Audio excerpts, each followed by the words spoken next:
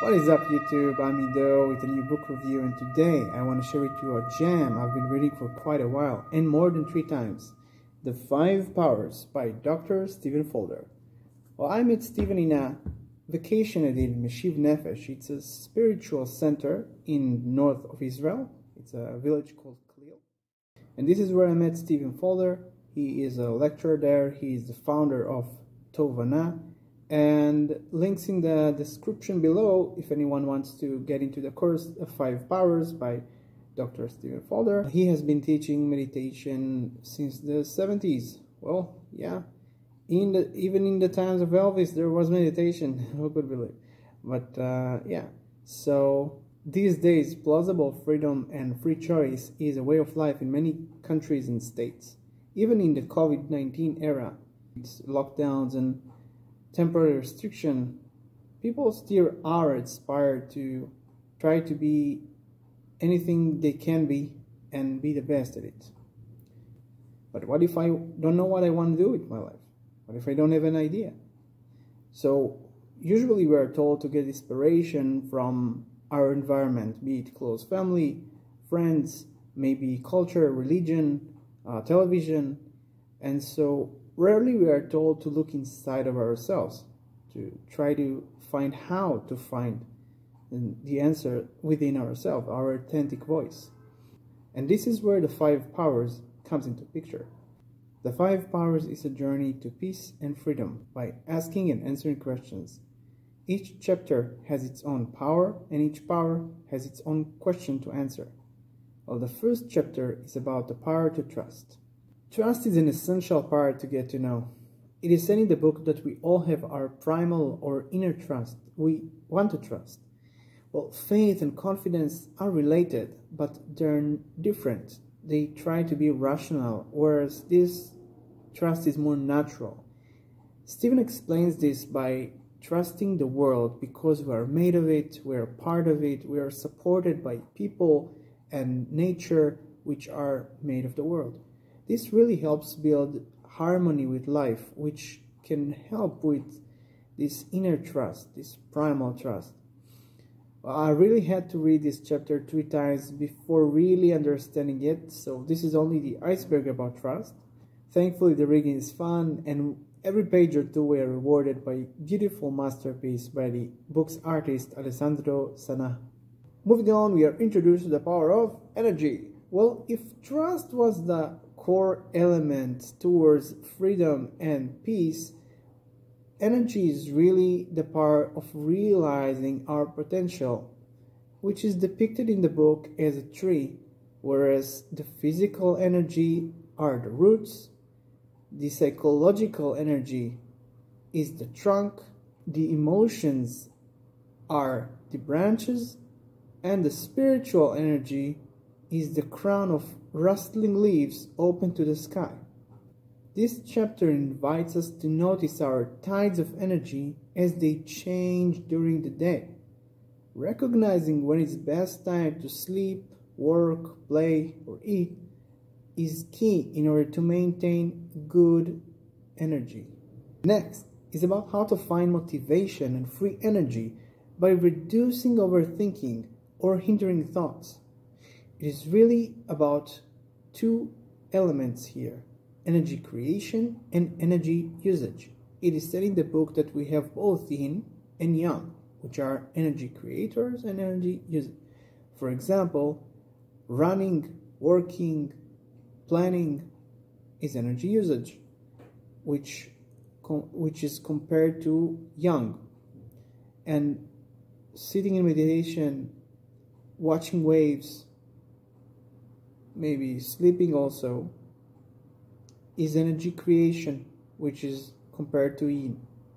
And now for my personal favorite, the 3rd power, mindfulness. Also referred to as the witness, mindfulness is a state of attentiveness, alertness, and awareness to what is really happening at this very moment, outside and inside. Mindfulness originated from Eastern ancient Buddhist philosophy, which dates back 2,500 years ago. Nowadays, mindfulness is reachable and taught in schools, hospitals, even prisons. And the benefits are scientifically proven. Improved focus, calmness, better pain management, reduced stress, better sleep, and better awareness to unhelpful cycles of behavior. Steven suggests a nice visualization here. When we meditate, we are kind of like a queen or a king. Our palace is the whole range of experiences, the mind, the heart, our environment, the body, and the unfolding events around us. Many rooms in our palace are shrouded in darkness, and mindfulness can light up those empty rooms. No matter how long they have been in darkness, our quiet attention can light them up. Let us now discuss the fourth power, calm. So far we have trust, energy, and mindfulness. And trust is really an amplifier or complemental power, which means it can help us keep trusting even in sudden change. It can help us sit undisturbed in meditation. And calm is always available if we allow ourselves to stop the rush and restlessness for a while. If we can set up a date of quiet with ourselves, no phone, no information, no screens, no plans.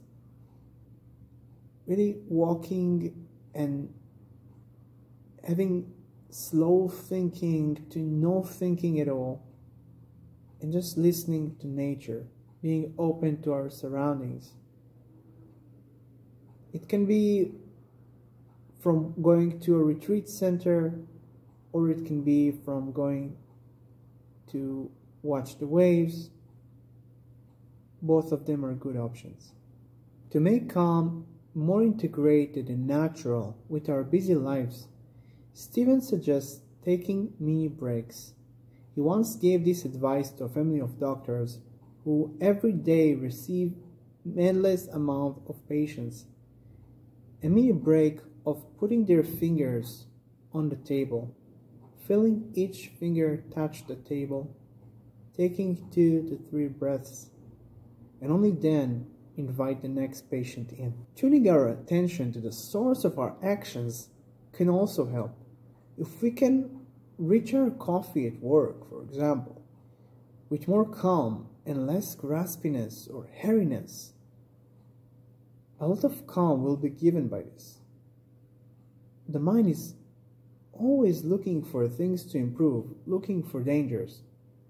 And this is a good mechanism, but it can be overactivated. And if we can step back a little from this, a lot of calm will be given to us. Finally, we arrived at the fifth power, wisdom. Wisdom can help us see the bigger picture in any difficult situation. There is a good story in page 285. I'll read it to you. Let's find it here. Okay.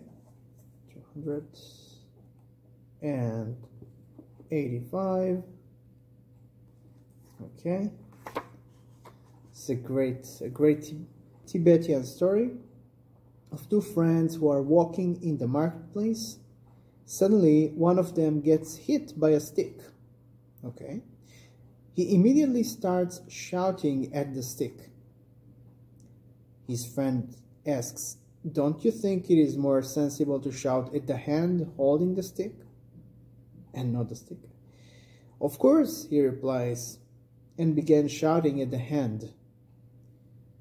His friend then said that it would be perhaps more sensible to shout at the person whose hand was wielding the stick. The man then began shouting at the person.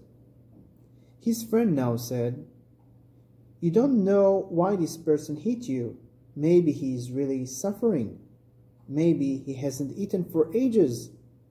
You should shout at the conditions that actually made him hit you with the stick."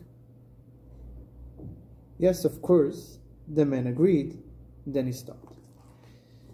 So this is a very interesting way of looking at things, that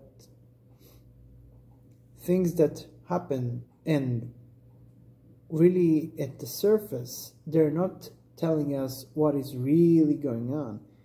This applies to the outside world and also the inside world, ourselves. The wisdom mind always takes us to the more universal and less personal sphere. It's beyond ideologies and opinions, beyond culture and religion, beyond external conditions. Further down, this chapter gets to really advanced topics, which I currently have not understood yet.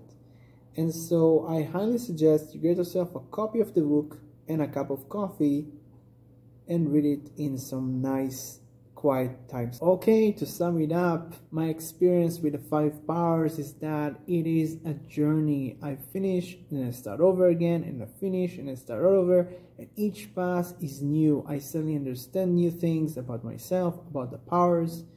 So I cannot really say I've finished the 5 powers, but what I can say is that it is an advanced book written in simple English, ornamented by beautiful visuals by the book's artist, written by Stephen Fulder. I give the 5 powers 5 full stars. It is a great book written by a great teacher to peace and happiness. Well, did you enjoy the review? Please leave me a comment down below. Also, if you want to enter course the 5 powers in Mashiv Nefesh, there is a link in the description below. I wish you all the best, take care, and see you in the next life-changing book review. Farewell!